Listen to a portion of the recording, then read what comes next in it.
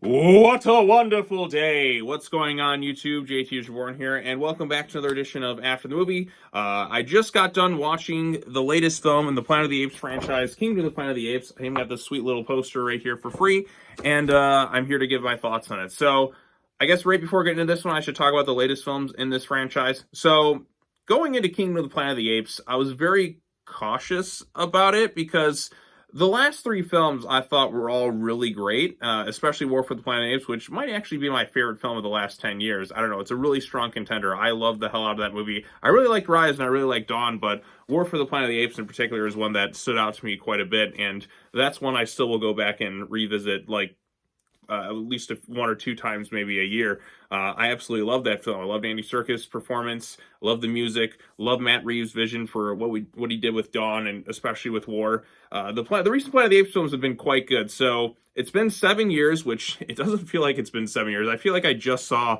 War like a year or two ago, but 7 years have since passed, and this is the first film not under the Fox banner per se. This is the first one under Disney, and you also don't have Andy Serkis back as Caesar this time around, and you also don't have Matt Reeves in the director's chair. So if anyone trying to follow up what they just did with the Caesar trilogy has a very daunting task at hand. That is a very, very tough act to follow. So what exactly do you do with it? I was kind of like, where do they go from here with the storyline?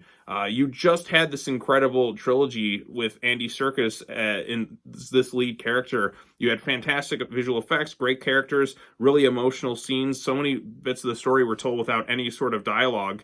And it was really captivating. Like, I was emotionally floored by the end of that trilogy. So going into this one, very, very cautious about it, because I don't want it to be of lesser quality. I want it to maintain that good, filmmaking stuff. So new creative team involved, new era, while still acknowledging what came beforehand. This film is a sequel to War, but it really is kind of standalone, doing its own thing. Like, War and the Caesar stuff did happen, but this film was set generations later, like something like 300 years after the events of War for the Planet of the Apes. So it's allowed to kind of go in its new direction. We're able to see how the ape society has evolved.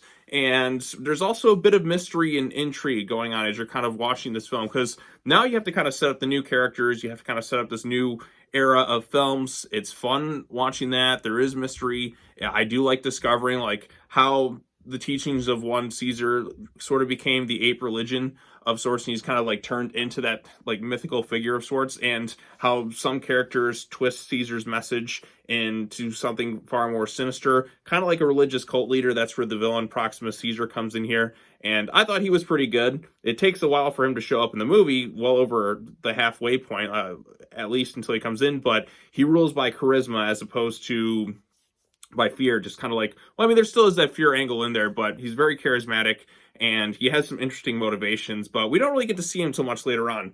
Now, anyone trying to step into the shoes of what Andy Serkis and that did is going to have a daunting task. So, like, you have to make an interesting enough lead character to follow this new series of Apes films, because they're definitely setting up doing more. I think they talked about starting up their whole new trilogy, and based on the end of this one, I am excited to see where they can go from it. So I will say right at the get-go that Kingdom of the Planet of the Apes is a pretty solid and worthy continuation of the previous films. Now, I don't personally think it's as good as War for the Planet of the Apes, or maybe even Dawn, but I definitely feel it's on par with Rise of the Planet of the Apes, maybe even better than that one. And our lead character this time around is someone known as Noah. Like, him and his family are kind of, they don't really know so much about Caesar. They're kind of off in their own little ape clan, if you will. They're like the Eagle clan. They're doing their own thing. Then something comes into their lives that kind of ruins it, and it's him off on an adventure. He's got to go try and rescue his family, because Proximus Caesar, this new ape villain, and his little ape minions are trying to do some very sinister stuff, and he's trying to attain his own little goals. And along the way, Noah meets this other character known as Rucka, and then you have this other human girl named Nova. Yes, we've already heard the name Nova, but they do something kind of funny with that. Like, all humans, they kind of name Nova for some reason, which is kind of a joke. But yeah, and then it's him kind of discovering who Caesar was and kind of what his teachings were originally about, and it's him trying to like save his family and all sorts of other stuff's kind of going around. So I thought Noah in particular was a really strong lead and a worthy successor to to what Andy Serkis was doing as Caesar. He definitely is a little bit different. He's very clever, but he's also very vulnerable. Like, he's not this huge gifted fighter or really powerful ape, but it's his just kind of quick thinking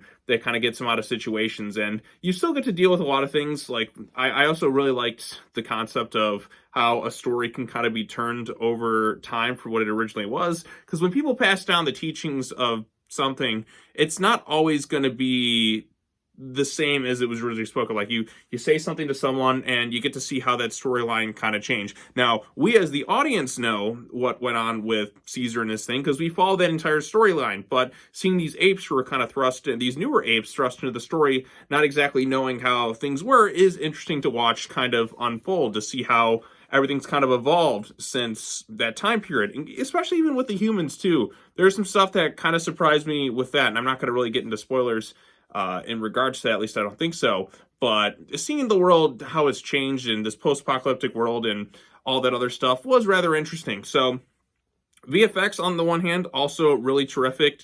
I feel like we really perfected CGI in terms of ape characters. War in particular, I thought mastered that. I mean, look at Caesar, look at Maurice, the orangutan, like, especially, I think, is the best looking, like, VFX character in that. This one is quite good. Like, I fully believe that these are real apes and all that. And even doing little things like the lighting or the fog over the apes and that too. I'm not sure if that was done in post or whatnot, but it is a lot to do. Like, I mean, the VFX artists are really good at their craft. I still like am like, how do they do that? Like, how are they so expressive and emotive with all this stuff going on? So, but yeah, like I said, this is a very solid film. It is a long film. This is like 2.5 hours long. And if I had any kind of nitpicks, I do think it does sort of drag a bit to kind of get to a certain point. It was still interesting. I did like learning and discovering how this new world was.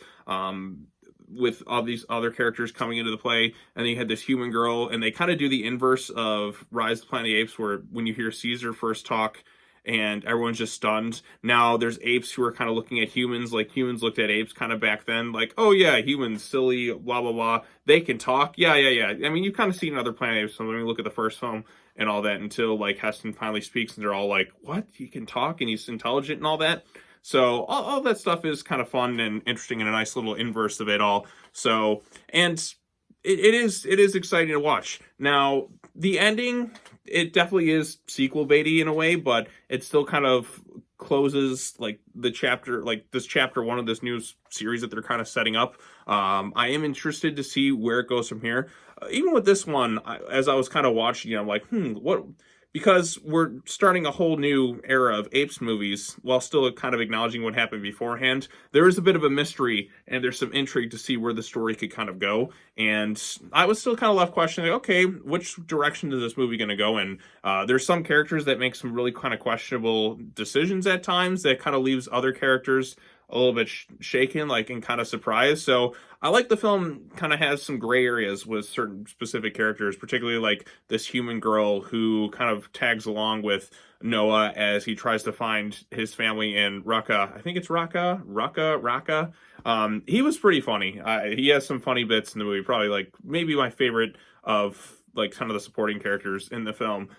There are some other characters that are in there too. Noah kind of has his two friends early on, but when Proxima Caesar's troop of apes, if you will, kind of come in and burn down his village or whatever, they're kind of taken out of the movie for a bit. So I kind of like the camaraderie that they had earlier on, but then they're kind of pushed off to the side, although they do come back in like later on towards the third act of the film. But I think the movie would have probably been a little bit stronger if they tagged along a little bit more. But you know, it only is the first film in this new era of Apes films. You kind of have to kind of give it a chance to kind of tell its own story while still kind of acknowledging what came beforehand. Like Caesar's presence and his teachings are felt throughout this movie, and you have some apes like Raqqa who are trying to pass down his stories in a meaningful way, like with the teaching of Caesar, like mean a great deal to them. But then you have, like I said, Proxima Caesar who comes in and inverts that and kind of twists it into more of a cynical kind of fashion. And he has some interesting motivations too. There's a few other human characters that appear in this movie as well.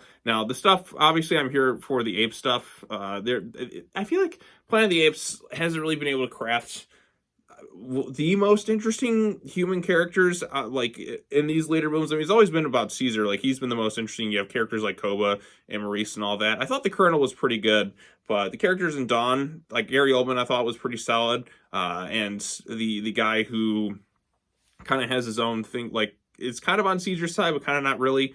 Where they kind of have an understanding. They both just kind of want to live in peace, but of course, societal, like the humans and the apes are just never going to kind of get along. It's kind of what like some of the theme of that movie, and we're kind of getting that here as well. And it does set the stage for an interesting directions that they can kind of go in post this movie. So I liked it overall. I thought it was pretty solid. The music didn't stand out to me quite as much because I don't think Michael Giacchino was back to do the score this time around, which is a bit of a disappointment because I really loved his work, especially in War for the Planet of the Apes. Like I like just kind of listening to that.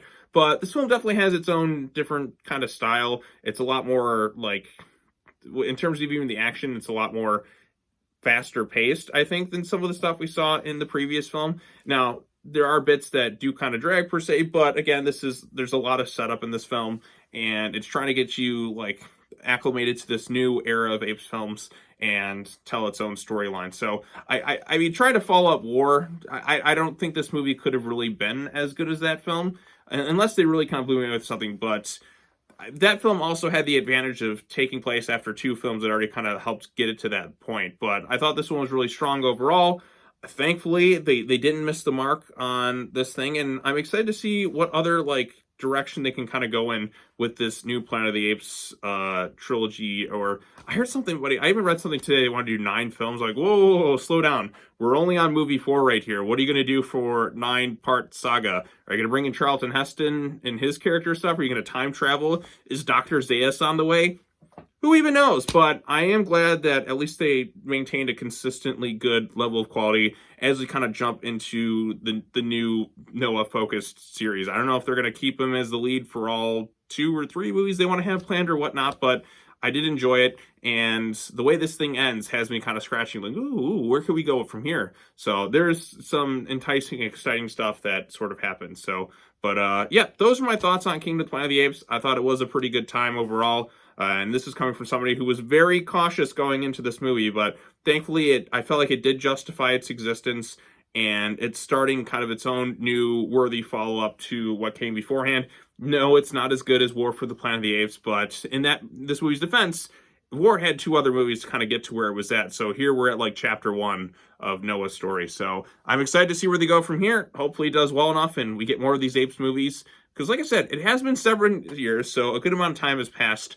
And they do have their own interesting story that they're telling, and it's fun to watch. So there you go. If you've seen Kingdom of the Planet of the Apes, what did you think of it? Post your comments down below. Be sure to like this video, share it with your friends, subscribe to the YouTube channel for more content, hit that bell for notifications, all the other fun stuff. I'm going to get going. I think I got maybe some other videos planned in the near future, but only time will tell. All right, well, that's all I have to say. As always, take care now. Bye-bye then, and I will see you all in the next video. Peace out.